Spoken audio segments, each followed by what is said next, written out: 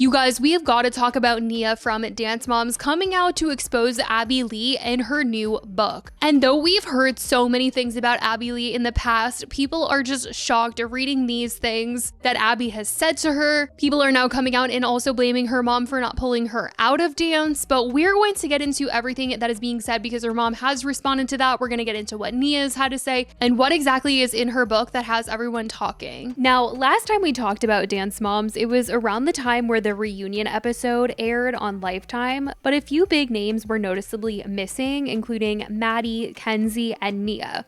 While they didn't take part in the official taping, Nia, Kenzie, and Maddie did meet up privately ahead of time with some of the other girls. It was a sweet moment that showed that these friendships really have lasted even without the cameras, and though there was a little drama about this little reunion, because while most fans, especially the OG fans of Dance Moms, found it cute, Kalani and JoJo were not invited to that reunion, so they were a little sour at the taping of the reunion. And like I said, when it came time to filming the reunion, Nia, Maddie, and Kenzie decided to sit it out. And when Nia was asked why, she made it clear that she just didn't want to go back. She said that should be enough of a reason, and honestly, like, she was right. The reason is quite simple. I just really didn't want to do it. Yeah, it's pretty plain and simple. I just didn't want to do it. Some people think it was because I had sorority stuff. Nope, I didn't. Some people think it's because I'm in school. I am in school, but it wouldn't have been an issue. I just don't want to do it. And that's a good enough answer, and that's a good enough reason. At the time, she made it clear that she was still grateful for what the show brought her, the opportunities, the friendships. And something I wanted to say is I think almost in any interview I've done, when someone has asked me about the show, I always say that I'm grateful for it. It's where I came from. It's how I got my start. It's the reason why I have such an amazing life now. Truly, like, I love my life. I have a fabulous life, and I'm truly enjoying it. But yeah, you can go back to other, like, videos or interviews I've done. I always say that I'm grateful for the show. It's not that I'm not grateful for it. I've always been grateful for it. It's not that. But now we're learning even more about her reasoning because Nia has just released a memoir and she is spilling. In her book, which is titled Bottom of the Pyramid, a memoir of persevering, dancing for myself, and starring in my own life, Nia opens up about her entire Dance Moms experience, and honestly, some of the things that she shares are not just shocking, they're really upsetting. One of the biggest revelations in the book is that Abby Lee Miller allegedly tried to bribe someone not to work with Nia. Yes, bribe. According to Nia, when she started working with Aubrey O'Day as a music mentor, Abby was furious. She allegedly walked into the room with the other girls and offered Aubrey $10,000 to not work with Nia anymore. Nia says she ran out of the studio crying after that happened, and the entire moment was caught on camera, but they heavily edited it before it aired. She believes producers cut most of it out because it would have been way too damaging to Abby and possibly even the show, which is wild. Like, to hear that the producers would cut it out to protect the show and Abby, I mean, that part's not surprising, but also, like, to stand by and let this kind of stuff happen and not hold Abby accountable and try to get things changed for the girls, it's so messed up. And certainly a reason why a lot of these Dance Mom girls have spoken up over the years about their negative experiences filming the show, with a lot of them putting blame on producers for not really caring about how things affected them. But unfortunately, that's not the only thing that Nia is exposing in her book.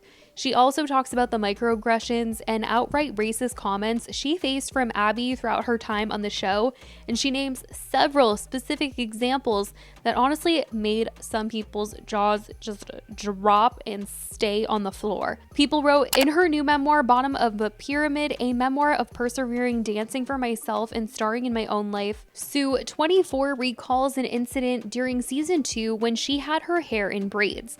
The hairstyle was approved by production, according to Sue, yet Miller, 60, commented on it. Abby told me I needed to fix my hair because it looked awful, Sue writes. She said, on camera, no less. It's like a log coming out of the side of her head. Sue then writes about another incident which didn't air on the show when Miller allegedly asked her, don't you wish you had white girl hair? I was taken aback by her question, but I responded no, Sioux says in the book. Oh really, she said. Like, you don't think it would be much easier? Again, I told her no. It didn't matter what she said. I knew I didn't want to be white.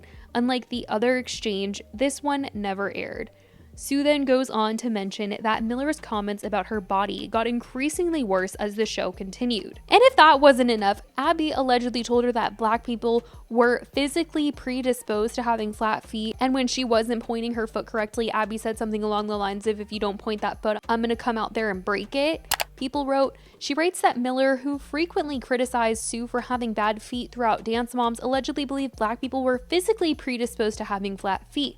She would say, well, you know your people have flat feet. This struck me as ignorant. I know plenty of black dancers with perfectly arched feet. Yet despite the fact that she actually believed this ridiculous generalization was true, she had threatened punishment for my perceived shortcoming. If you don't point that foot, she'd warn, I'm gonna come out there and break it. Body shaming was also a topic addressed, as it was said. At one point in season 6, Abby talked about the size of my thighs in the dressing room. She implied that I was fat because I was not working hard enough. This was just one of many comments Abby made to create an illusion that I was lazy or just not strong as a dancer. Viewers and some of my castmates ate that up without question. And we saw on the show Abby calling out the girls and their bodies, and Melissa, who is the mother of Maddie and Kenzie, previously talked about in a YouTube video how Abby had a name for Kenzie's tummy. Yes, she would shame the girls. Kenzie still calls her stomach Bob. It's terrible. I mean, she would always, touch her stomach. She would tell Nia she has flat feet. And she was like, Maddie, what's wrong with your teeth? And, she made fun of Chloe's eye, Brooke's sway back. I mean, like, Brooke doesn't have a sway back. She just was very flexible. So that's how she stood. She always made fun of the kids.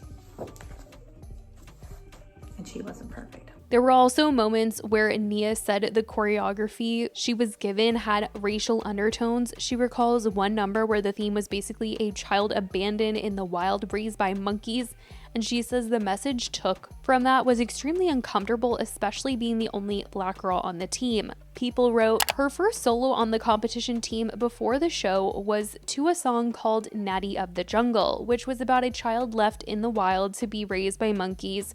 Her next solo, when she was 8, featured the song Satan's Little Lamb. Sioux writes that her mother would often confront Miller about these routines. However, she sometimes had to bite her tongue because Sioux was too young to be aware of the racial undertones of the routines, was just excited about the opportunity to perform. All of this added up to what Nia describes as a very isolating experience. She was constantly at the bottom of the pyramid week after week, and says that being the only black dancer for most of her time on the show left her feeling like she had to work twice as hard just to be seen. And if you remember how iconic that pyramid was on the show, then you understand how symbolic it is that she decided to name her memoir Bottom of the Pyramid. Like, she's taken it back. Like, it's very clear that she has trauma from Dance Moms, which the other girls have very much opened up about over the years. And yes, Dance Moms was a reality show, but it wasn't just a show to the kids who were on it. They were living this experience. This was their real life, their real mentor, their real childhood. And the original girls had no idea what they were even signing up for. They were little kids, and this was supposed to be a one-time special on their dance studio, but then it turned into a full-on reality show. That would definitely not be allowed on television today, with how Abby spoke to the girls and treated them and their mothers. And the worst part is, none of this is super shocking to hear. We've seen Abby scream at the girls, pit them against each other, shame their bodies, mock their features, and treat them like they were professional adult dancers instead of literal children. And we've heard the girls speak out over the years.